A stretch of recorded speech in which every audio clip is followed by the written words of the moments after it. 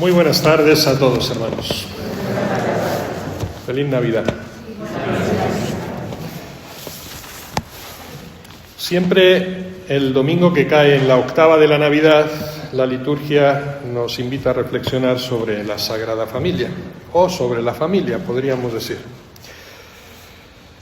Yo no quiero ser redundante, pero sí hacerles la invitación a que pudieran releer ustedes con tranquilidad en sus hogares, quizá como oración familiar, estos dos textos, el del libro del Sirácide o Eclesiástico y la carta de San Pablo a los Colosenses, porque creo que describen perfectamente lo que deben ser las cualidades y las calidades de las relaciones de esposos y de padres con hijos, es decir, las relaciones intrafamiliares, tal como han venido descritas en la Sagrada Escritura desde el principio. Pero yo, como digo, me voy a centrar en otros temas que vayan un poquito más allá. Aunque debo decir que también hoy es uno de esos días en los que yo me siento ridículo aquí, delante de ustedes, porque ¿quién soy yo para hablar de la familia? Más bien les debería invitar a ustedes a que subieran aquí.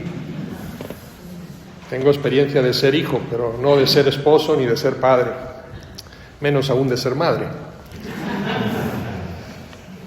Aunque a veces lo intentamos, ¿no? Asimilar esas cualidades y traerlas a nuestra vocación sacerdotal. Miren, quiero hablar un poquito primero de la familia de Nazaret, que nos aporta en esa ejemplaridad, y después hablar un poquito de la familia humana. Hay tres novedades que nos aporta la Sagrada Familia. Por una parte, la casa de Nazaret, aquel hogar de Nazaret, es una escuela de evangelio. Por otra parte, la familia que vivió en Nazaret es una escuela de santidad. Y en tercer lugar, Jesús, el Hijo nacido en esa familia, es una escuela de voluntad. ¿Qué quiere decir escuela de evangelio? Miren, me voy a volver atrás en el tiempo, al 5 de enero de 1964. Ese día el Papa Pablo VI estaba en Nazaret. Hizo una locución allí que decía, yo simplemente cojo esta frase: la casa de Nazaret es la escuela donde somos iniciados a comprender la vida de Jesús, es decir, la escuela del Evangelio.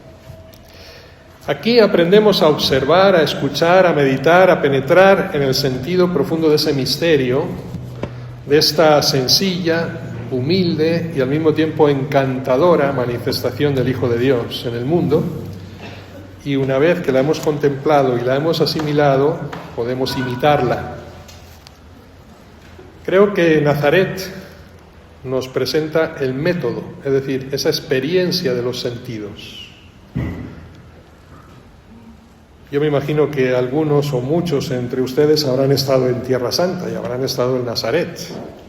Cuando uno hace esa experiencia, yo siempre digo que hay un antes y un después de la visita a esos santos lugares en la vida.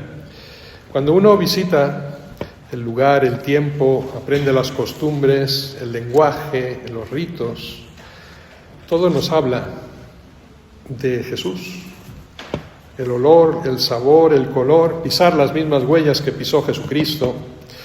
Es una escuela y es una disciplina espiritual para seguir la enseñanza del Evangelio, es decir, para ser verdaderos discípulos de Jesús, una verdadera motivación. Digo que también es escuela de santidad. La familia de Nazaret es escuela de santidad. El nacimiento del niño, del Hijo de Dios, va a dar lugar a un comienzo de una familia nueva. Piensen que cuando dos personas, un hombre y una mujer, se casan, forman un matrimonio. La plenitud de la familia se crea cuando nacen los hijos, cuando se crea la estructura plena de la familia.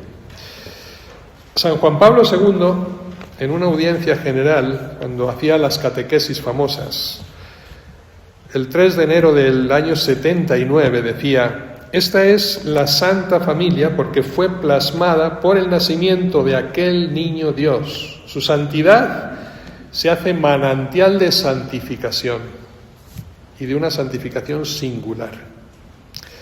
Miren, la santidad imprime un carácter único, excepcional irrepetible, yo diría que incluso sobrenatural, a aquella familia de Nazaret.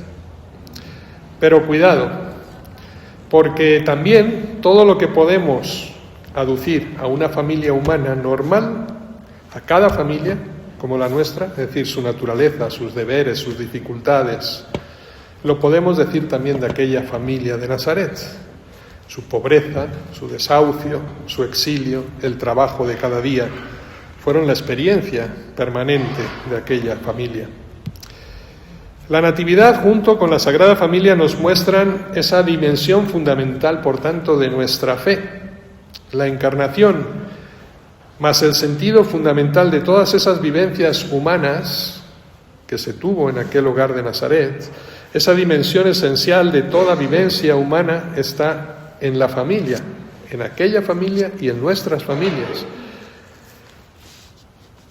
Por la procreación, un hombre nuevo es concebido, nace, y a través de esa concepción y de ese nacimiento, el hombre y la mujer, en su calidad de esposo, de esposa y marido, llegan a ser, se convierten en padre y madre, es decir, en procreadores, convirtiéndose al mismo tiempo en el baremo de una sociedad, alcanzando una dignidad nueva y asumiendo deberes nuevos. Y la importancia de esos deberes fundamentales es enorme, desde el punto de vista de la comunidad concreta, de la familia, y también desde la comunidad humana genérica, es decir, de toda la sociedad, de una nación, de un estado, de una escuela, de una profesión, de un ambiente. Todo depende de esa estructura fundante que es la familia. Por tanto, tenemos que afirmar que la familia es insustituible. Todo depende, en líneas generales, del modo como los padres y la familia cumplen sus deberes primeros y fundantes, del modo y de la medida con que enseñen a esa vida que nace en su seno a ser persona, a ser hombre, a esa criatura que gracias a ellos ha llegado a ser un ser humano, pero que no se ha convertido aún en una persona humana totalmente desarrollada. Es necesario, por tanto, hacer todo lo posible para que la familia no sea nunca, jamás suplantada. Lo requiere no solo el bien privado de la persona, yo diría que también incluso el bien común de la sociedad, de la nación, del Estado. La familia es lugar sagrado y esta es la base y el centro del bien común en sus varias dimensiones, precisamente porque en ella es concebido y nace el hombre. Hoy en día, si nos vamos a los avances científicos y técnicos, y hay un antagonismo radical entre el humanismo cristiano que nosotros defendemos y profesamos al tecnicismo cientifista. Fíjense que incluso en el lenguaje, cómo se ha manipulado el concepto de la vida. Hoy, cuando hay un embarazo, se le llama producto. Es curioso que llamemos a un ser humano producto, porque el producto se elabora en un laboratorio, fruto de una técnica. ¿Qué es importante concebir aquí?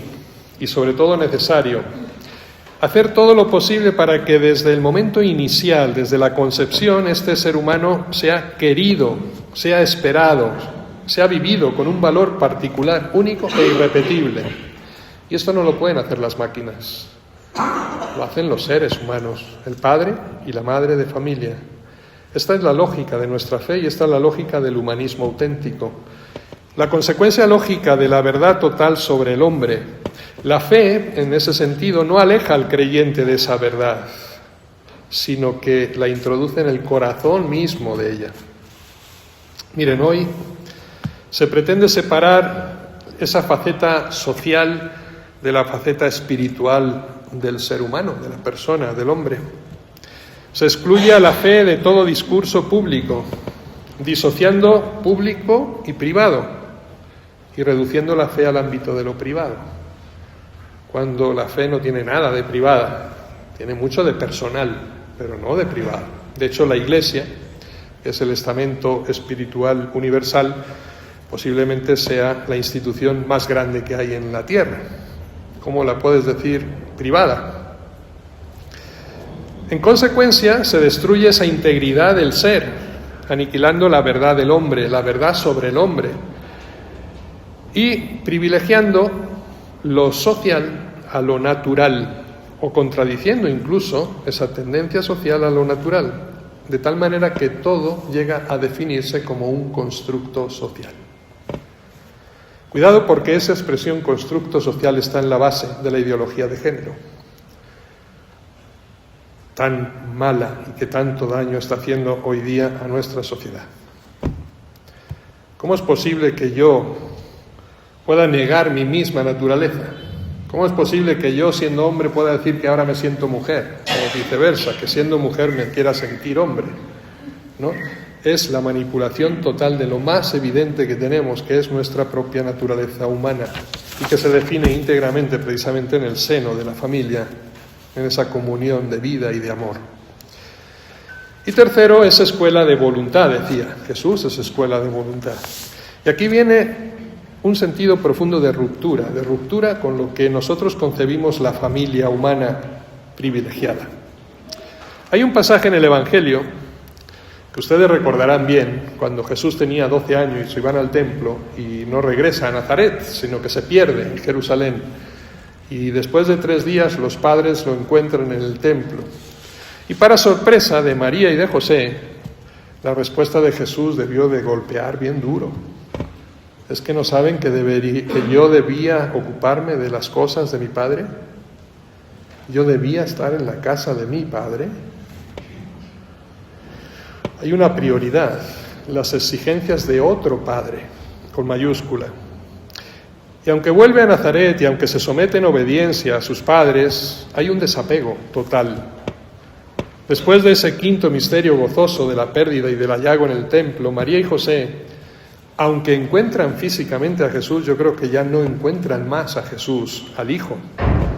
Cuando lo encuentran tienen que reconocer que lo han perdido para siempre, después de aquella expresión.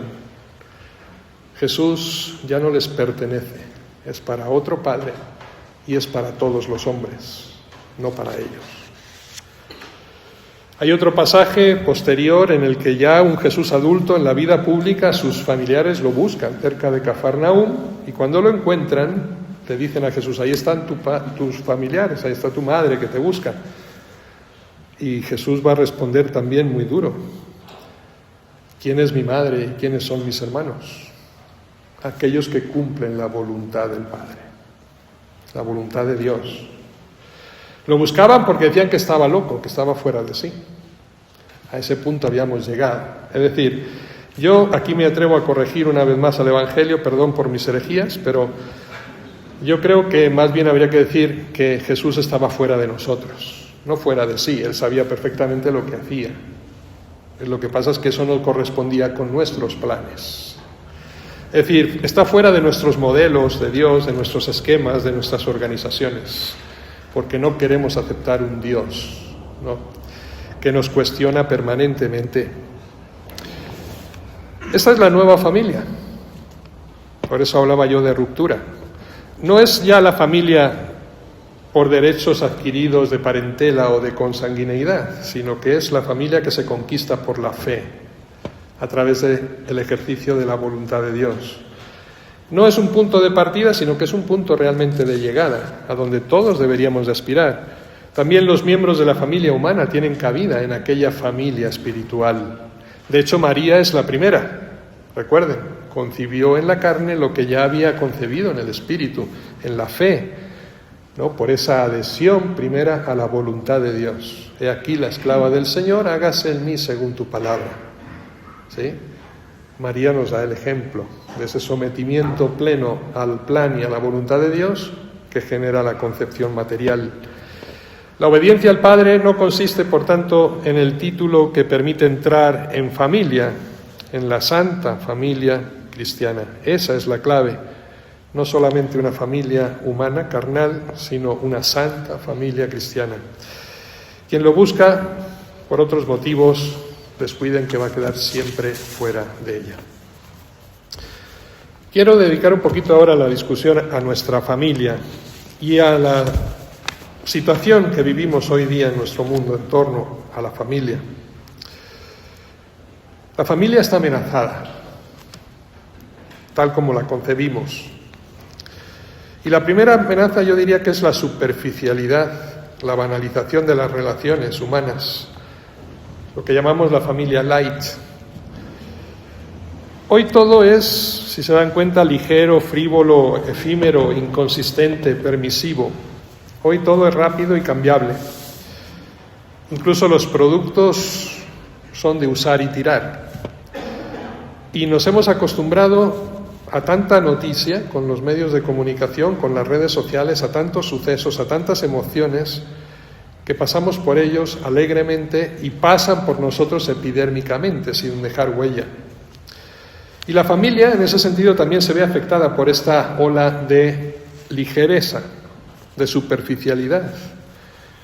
Fíjense en la metáfora evangélica, la casa cimentada sobre arena, que sucumbe ante cualquier viento o dificultad. Ligeras y volubles son, en tantos casos, nuestras relaciones entre esposos, esposas, padres e hijos. Yo valoro aquí que se dialoga poco, se discute mucho, se vive con los nervios muchas veces desatados, en tensión, y sobre todo del capricho y del interés personal. Se vive a veces con más intensidad fuera que dentro del hogar. Hay casas que se convierten en fondas, en lugares de descanso o de esparcimiento. Y hay veces que las relaciones son tan flojas, tan inconsistentes, que a los pocos años, o incluso en algunos casos meses, ya se han roto.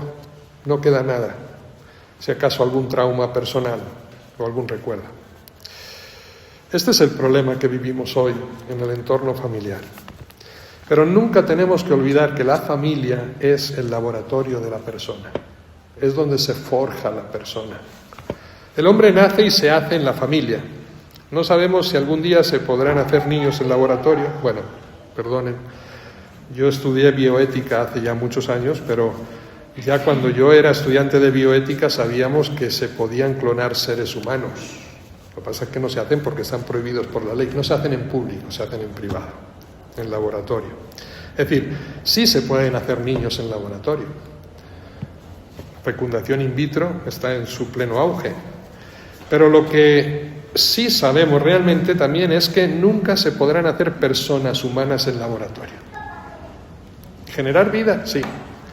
Forjar una persona de carácter, no. Imposible. La persona humana, es una realidad maravillosa que no se puede programar.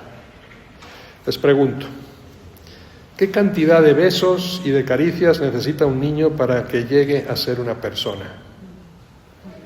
¿Cuántas veces hay que cogerle en brazos y dejarle en la cuna? ¿Cuántas veces hay que hablarle y sonreírle? ¿Cuántos halagos y piropos hay que decirle? ¿Qué gestos y palabras debe aprender? Miren, el hombre cuando nace es el ser más desvalido e indefenso de la naturaleza. Hay animales que se valen enseguida por sí mismos. Salen del huevo y los padres ya no están y sobreviven. El hombre no. Necesita de los padres. El niño solo puede crecer adecuadamente en una comunidad de vida y amor. Y eso es lo que llamamos familia. Aquí en este entrañable laboratorio de vida, el ser más desvalido irá creciendo, irá desarrollando todas sus potencialidades hasta llegar a ser la criatura más admirable del universo, inteligente, libre, creadora, independiente. Para que la persona crezca necesita desarrollar, yo diría, una triple dimensión, siempre unida. Y la podríamos incluso poner en forma de cruz, nosotros que somos cristianos. Una dimensión vertical hacia arriba, lo que llamamos vocación. La persona está llamada a superarse, a trascenderse, a ir más allá de lo dado y de lo adquirido, a potenciar todos sus talentos, a abrirse a toda clase de sueños y esperanzas. También hacia abajo, lo que llamamos encarnación, es decir, la persona está obligada también a comprometerse con el entorno que le rodea, a no olvidar sus raíces carnales, sociales, a cultivar esa parcela en la que ha sido colocado. Debe asumir esas luchas y esperanzas de los humanos y conectar con las aspiraciones de la misma naturaleza. Y luego hacia los lados, lo que llamamos la comunión, Por la comunión la persona está llamada al despojo de sí y a la donación a los demás. Es decir, a salir de ese recinto personal e ir al encuentro de los otros. Nadie puede crecer como persona por sí misma y desde sí misma. Nadie puede crecer como persona por medio de su propio pensamiento. Solo se crece como persona en la relación con el otro. Decía Pascal, ¿no? Pienso, luego existo, cogito ergo sum. Yo diría aquí, amo, luego existo. Soy amado, luego existo. La familia ofrece los cauces y los medios para este triple crecimiento. Y es ahí en la familia donde el niño empieza a conocer su nombre, su identidad, donde se siente llamado, lo que quiere decir que alguien lo estima y se fija en él, donde se sabe distinto, con unos valores propios que ha de desarrollar, donde aprende a soñar y a llenarse de ideales. Aquí empieza a conocer su primera vocación. Cada hijo, se ha dicho, es portador de un misterio, con una vocación personal única e irrepetible. Y es también en la familia donde empieza a enraizarse con los problemas de los demás, a sentir como suyas las aspiraciones y las luchas de sus padres, a ser consciente de que quedan mucha casa y mucho mundo por construir y no le faltarán tareas ni compromisos para vivir. Por tanto, la familia se define y se construye en el amor. Esta es la palabra clave, que no nos da la ciencia, por supuesto. La familia es nuestro nido natural donde recibimos cariño y cuidado, calor y alimento, refugio y valor, fe e ideales. Nos marca de tal manera que siempre conservamos querencias familiares. Nunca mejor dicho, la Navidad es pura añoranza de cuando éramos ese niño, ¿no?, que crecía en el seno de aquella familia. La familia se define y se construye en el amor. Podríamos aplicar aquí aquel texto evangélico, el que se casa con, en, por y para el amor. Se parece a aquel hombre prudente que edificó su casa sobre roca, lo contrario de lo que decíamos antes, sobre arena. En cambio, el que se casa por interés o desde la ilusión o la pasión, se parece a aquel hombre necio que edifica la casa en arena. El amor es palabra grande y bonita, pero no todos la entienden de la misma manera. Y desde análisis psicológicos podríamos decir que el amor es, primero de todo, un don de sí mismo. Pero no un don que resta dándose, sino que se multiplica en el don. Aquello que la alegría es mayor cuando se reparte, es una verdad. El amor da de sí, de sus alegrías, de sus entusiasmos, de sus penas, de sus miedos, de sus ideales, de su vida. El amor es fuerza creadora y comunicativa. El amor se recrea en un acto de crear y comunicarse en los demás. El amor al dar no crea dependencia o pasividad, crea en el que lo recibe capacidad de dar. Y así como Dios, amor, nos crea creadores, así el amor dándose crea donadores. El que es amado no solo recibe del que ama, sino que recibiendo se siente al mismo tiempo donador de sí mismo, se siente amador para los demás. Y el cuidado, el cultivo, la dedicación, el trabajo, el amor no es simplemente algo que se consume, que se gasta, sino es una tarea que nunca se consume, que nunca se acaba. No es una joya que se guarda para conservarla, sino una semilla que se siembra, se cultiva para que crezca. El amor es preocupación activa por el otro para que sea y crezca. Los que traen hijos al mundo y no los cuidan, los podremos llamar progenitores, pero nunca padres. Se ama aquello por lo que se trabaja y se trabaja por aquello que se ama, decía Erich Fromm. El amor, por tanto, es vigilante, es imaginativo, no se cansa, nunca descansa. Dios cuida de todas sus criaturas porque las ama y quiere que el hombre las cuide y las ame. Jesucristo cuidó a sus discípulos porque los amaba y nos mandó su Espíritu, que es amor, para que nos cuidara. Y también la familia es vida y escuela, es fragua y campo de siembra, de amor perfecto. El amor está siempre dispuesto a dar respuesta, porque uno es responsable de aquello que ama. No hacemos como Caín, ¿qué tengo que ver yo con mi hermano? Ni dice como los modernos caínes o cainitas, insolidarios y egoístas, ese no es mi problema. Tu problema es mi problema. A tu llamada yo respondo. Tú necesitas y tu necesidad, yo trataré de satisfacerla y tu deseo de cumplirlo. Tu mirada me interroga, tu fracaso me preocupa y tu éxito me alegra. Esa es la clave del amor. Vivir desde el otro. En la familia todos somos responsables unos de otros. El amor familiar nos ha unido, nos ha implicado y relacionado tan fuertemente que nadie puede sentirse ajeno o insolidario. El ejemplo de José y María, aquellos sueños y visiones, aquellos miedos y preocupaciones, aquellas huidas y retornos, son esa manifestación de responsabilidad siempre compartida. Y de ahí surge quizá el don más grande de la familia, no solo el don, cuidado, sino también la gratuidad. En la familia es donde el hombre aprende a vivir la comunión.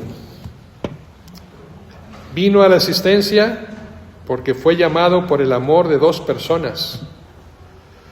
Soy amado, luego existo, decía. Empezó a encontrar una acogida, el niño, y un cariño que no merecía, la experiencia de la gratuidad. Aprendió enseguida la necesidad de relacionarse y de compartir, y fue aprendiendo poco a poco lo que era el verdadero amor. ¿Dónde? En el seno de la familia. Yo les invito, queridos hermanos, a que en este día esta reflexión nos ayude a todos, la palabra de Dios, ¿no?, que releamos con frecuencia, nos ayude a cultivar ese amor de nuestras familias, hacerla crecer y sobre todo sembrar esos valores en nuestros hijos y en las nuevas generaciones que tanto lo necesitan por tan mala información que reciben de fuera. Quiero terminar simplemente mencionándoles dos frases, una de Juan Pablo II y otra de una encíclica, Centesimus Annus, que dicen así: la familia es la única comunidad en la que todo hombre es amado por sí mismo, por lo que es y no por lo que tiene. El otro no es querido por la utilidad o el placer que pueda provocar, es querido por sí mismo y en sí mismo. La norma fundamental es, pues, la norma personalista. Toda persona es afirmada en su dignidad en cuanto tal y es querida por sí misma, decía Juan Pablo II. Y la encíclica Centesimus Annus decía: en la familia aprende qué quiere decir amar y ser amado, y por consiguiente qué quiere decir en concreto ser una persona humana.